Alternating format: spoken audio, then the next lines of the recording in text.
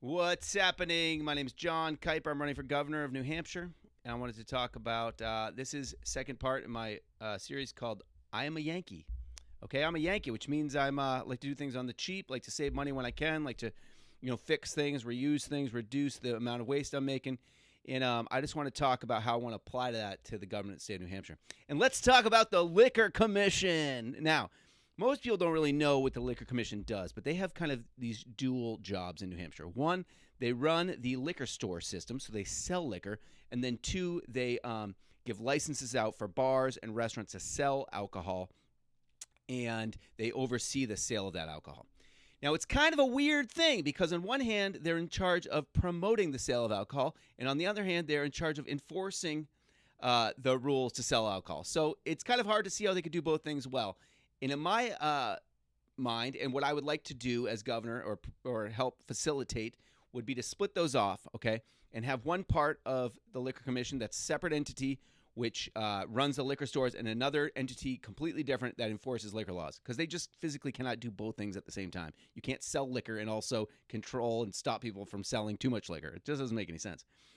But so in the state of New Hampshire, did you know bars are illegal?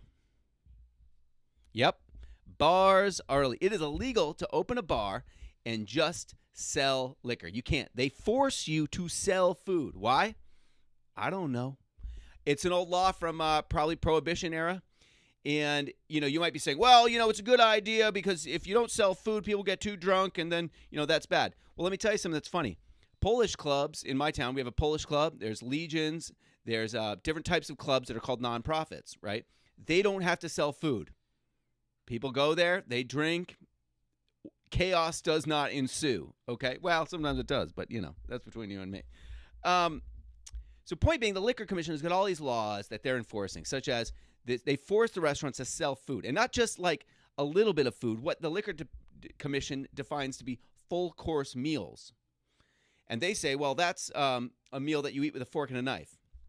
Also, you cannot open a restaurant or bar in this state with only 19 seats. You have to have 20. When I opened my restaurant, the commission, the enforcer, Liquor Commission enforcement officer came in, and not only are they in full police regalia, so they got a cop, they got a bulletproof vest on, would cost thousands of dollars when most of their job is inspecting bars.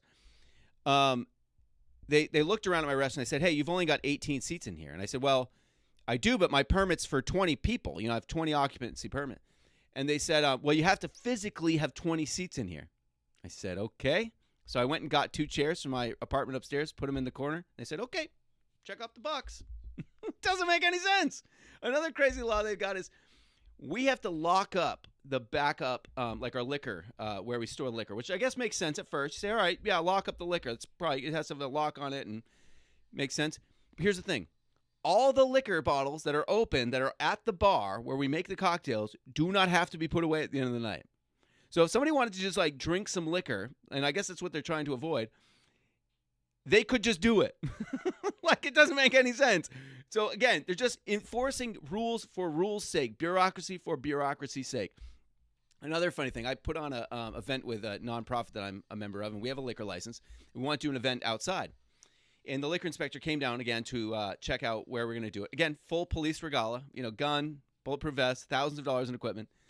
And he's inspecting this patio to see if we can sell liquor out there. And he goes, okay, well, here's the deal. Is this going to be a ticketed event? Or people going to have to buy tickets? We said, no, it's open to the public.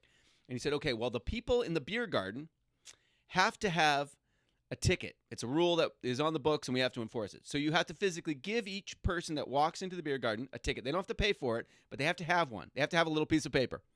We said, okay, we got to give them a little piece of paper because it's written down somewhere. You don't know why.